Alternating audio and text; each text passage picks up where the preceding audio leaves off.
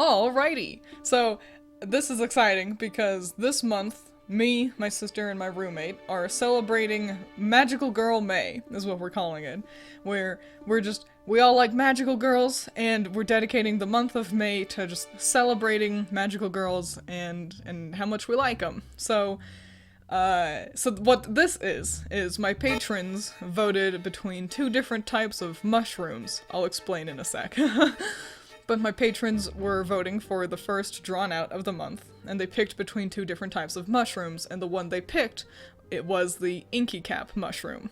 And so, what I'm doing is I'm making a magical girl based on the Inky cap mushroom. The reason why I did that, I learned about these two very interesting mushrooms while I was at my retail job, and I thought they were super cool, and so I kinda just kept them in the back of my mind. But personally, I feel like designing a magical girl is best when you have, like, a theme to work with. Because otherwise you kind of just... it can be easy to get unfocused with a magical girl design when you don't have a theme to work with, at least for me, personally. Otherwise they kind of just become vaguely cute girl, but that's just me. But yeah, so it's a magical girl based around an Inky cap mushroom. I've been calling her Inky, because I'm super clever. and that's what we're doing today. And if you've seen any of my other drawn-outs, you may have noticed that this style looks a fair bit different from the way I usually draw. It's a lot more sort of chibi-esque than usual. And so the reason why I've done that is because I'm making my own magical girl story, and this is the style I use for that comic. If you're aware of Deep Sea Prisoner, you may notice that it kind of looks pretty similar to her art, which is, I'm gonna say, not a bad thing. But I actually didn't go in explicitly with the idea of emulating Deep Sea Prisoner's style, but rather I figured out this sort of aesthetic by by trying to emulate Edward Gorey's Gashly Crumb Teenies.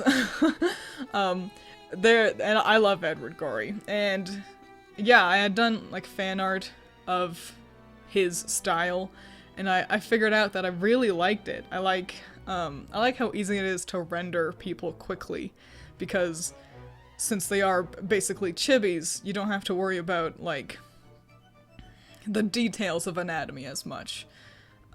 Which is why I really like this style for comics. And moreover, I want magical girls to look cute. And this sort of aesthetic with the big eyes and the big round head and everything, it looks cute, and it just works for me super well, and I want this to be a lesson, because I always like to try to offer advice. Whether or not it's useful is up to you, but I want you all to keep in mind that you don't have to be beholden to illustrating in one way for your whole life. Don't be afraid to change up how you draw. Sometimes you can draw realistic-ish, or sometimes you can do full-on anime style, or you could stylize it more to be chibi or cartoon or whatever. Whatever you need, don't be afraid to deviate from your usual.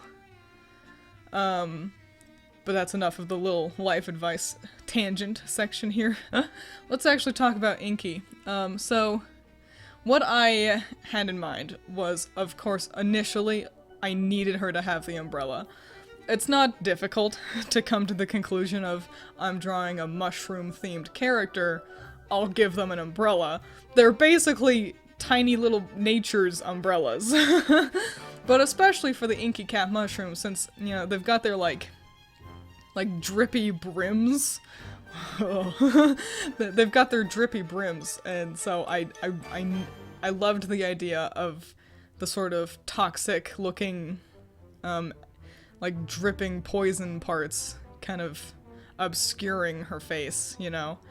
That was the aesthetic I really wanted to latch on to. But I also made sure to make sure that she's got plenty of quote-unquote drips elsewhere in the design. She's very downward facing on purpose. I wanted to emphasize the inky cap that the mushroom gets its name for, which is why she has these, like, this frilly waistband situation here, and also, you know, the jewels and an extra sort of detailing in the skirt as well. So even theoretically, if she didn't have the umbrella, she still conveys the silhouette of the dripping inky cap mushroom. This is a really detailed design. I would never have a design like this in a comic, because this is something most comic artists have to learn the hard way. If you make a detailed design, you're gonna hate yourself, because you have to draw it over and over. You kind of learn the difference between I'm making this character for a comic and I'm making this character to be a single picture where they look pretty, you know? Yeah, this much detailing would never make it into a comic, at least not for a reoccurring character, for sure. But that's the fun part about doing sort of like these big pretty splash arts, is that I do get to take the time to make these excessively detailed characters like her. I love her face. I take a long time to get her eyes right, so be prepared to look at that for a while. And we'll come back to them too. But I understand how some people may not like the idea of sort of gloomy magical girls, that you'd like them to be more similar to, like, Pretty Cure, or is that what the show's called? You know, upbeat and happy. I totally get that. Personally, I like the idea that magical girls are just girls who are magic, you know? They can be anything.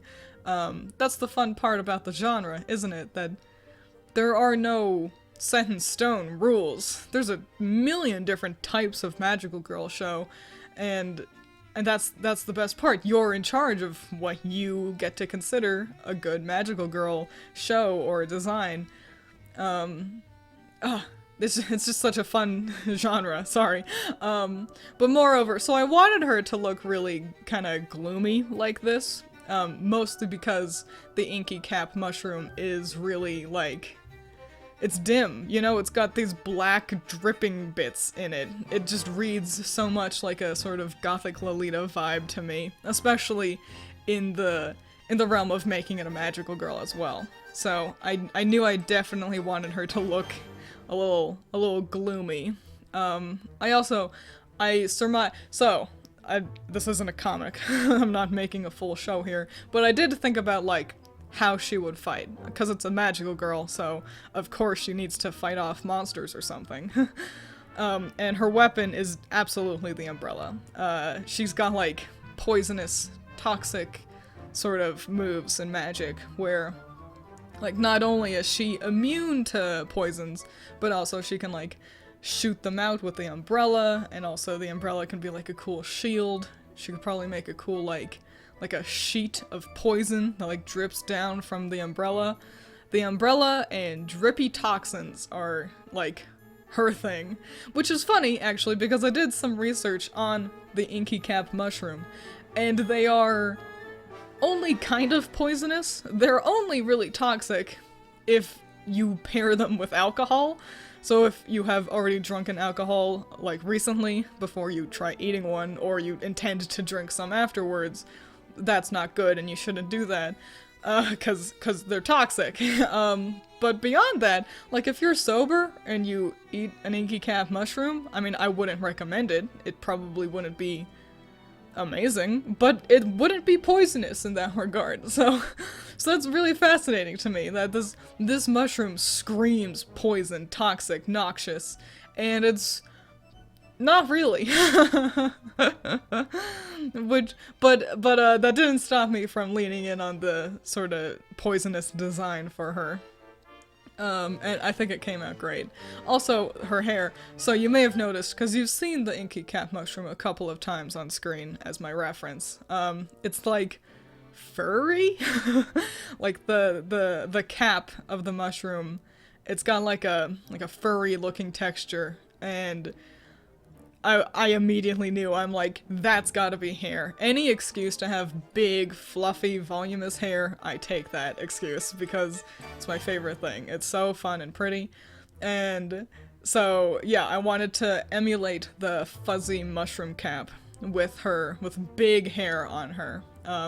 Which would be a pain if this were an anime. Big hair is always a bit more difficult to handle, especially with the umbrella. You may notice that I hide the umbrella handle in her hair because I didn't want to move the hair over, because real hair is not as voluminous as this. But I didn't want to affect the silhouette, the triangular silhouette I made for her, so the umbrella's kind of just going through the hair. That's fine. It's always okay to, like, kind of bend and break the rules a bit, in order to facilitate the look you want to achieve at the end. The color palette was really fun, too. I always like kind of working in, like, a white and black grayscale sort of deal, but I don't usually work with many grays like this, and I had plenty of different mushroom references to pull from, so it was fun that, I mean, there are it's an annoying joke that I make a lot, but there's like way more than just 50 Shades of Grey. And it's really fun, because you get to differentiate between grays by leaning warm or cool. Like, her hair is a very cool gray. It's a straight up blue gray. While her umbrella, it's a warmer gray. I leaned closer to purple on that, and that created a whole new shade. Don't be afraid to, like, if you're illustrating. I know if you're working with black to white and all those shades of gray, it can be easy to kind of just stick to the very edge of your sort of color square or triangle over there from the selection of colors you have available. Don't be afraid to pull away from that far edge and create a sort of colored gray sometimes, because it can really help offer extra values that you get to work with. Yeah, and it always depends on what you're working on. If you're like doing like a just straight up monochrome picture, don't feel the need to do that, but don't be afraid to always experiment with your art. Like I always say, there are no absolutes with artwork. Shading was fun, because I actually do 2 rounds of shadows on her, because I knew I wanted her sort of umbrella to cast an extra shadow across her. This is one of the things that, like, you kind of have to plan ahead sometimes with your art. Like, her head doesn't, like, you can clearly see that there's too much light hitting her face right now, and that's because I didn't bother shading in the umbrella's shadow yet, because I knew I would want another layer of shading to do that for me. I've also been doing this thing lately that I'm digging a lot, where I blend out the edge of shadows on, like, hair. It's really nice. I don't know, I just kind of happened to do it once, just made a decision to do it, and I liked the look it gives, because hair is soft, and so it wouldn't have hard shadows on it anyway, and then, you know, just blending it out a little bit kind of, it eases it out, especially because I do like drawing a lot of big hair like this, and sort of just a thick block of shading on the hair can look kind of weird. And just having it sort of blend out to the not shaded color, it kind of eases that transition and doesn't make it look so, like, so out of place. Like, just a thick chunk of shading makes it look a little bit more artificial. At least that's how I felt that my art was looking, with it. I don't know. One of those things that, you know, a single simple change can sometimes be a huge difference to your art, and other people might not even notice it. Like, if I hadn't have pointed it out, I don't know if any of you would have even bothered to, like, give a second thought about how I shaded the hair. And hey, you might still not even care. That might not be important information to you. But yeah, so don't be afraid, like, if you do something like that with your artwork, don't be afraid of people questioning, like, why'd you do it differently? Because it's not bad to start trying to do things a bit differently. Because that's how you grow and how you learn. More shading. Here it is. It's the thing I mentioned. Yeah, I went with a very purple shadow. I usually delve within purple to blue for the shading and then multiply that layer. I knew I wanted to go with purple because I decided on her jewels being purple because I wanted to lean in on the toxic sort of vibe. And in media, purple equals poisonous, mostly because a lot of poisonous things are actually purple. so that's cool. But yeah, in order to kind of keep everything feeling cohesive, I went with a very purple shadow for her. So then she feels very put together. You know, if you go with just a straight black shadow, that can feel a little off, like a little too flat. If you're going to shade your characters, I suggest actually don't just go with a straight darker color of shading, but to actually kind of go back and forth on the saturation. I don't know a better way to describe that. If you have questions about it, ask in the comments. I'll see if I can describe it better. But yeah, just a darker shade of whatever it is you're working with. Try altering the color a little bit more. It'll help increase the values that you're working with. And here she basically is. Now, since it's a magical girl, I of course slather the background in pretty effects. I love these effects. They're just too much fun. And I'm super happy with how she came out. She's absolutely adorable. I think she emulates the look of the Inky Cat mushroom really well. And I think she's just a really fun intro into celebrating Magical Girl May with all of you. And later down in the month, we will see her partner, because I did mention that there is a second mushroom. And that's who that will be.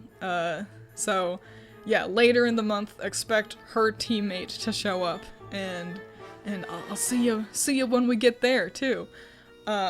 Anyway, thank you for watching. I hope you had fun, and watch a Magical Girl show.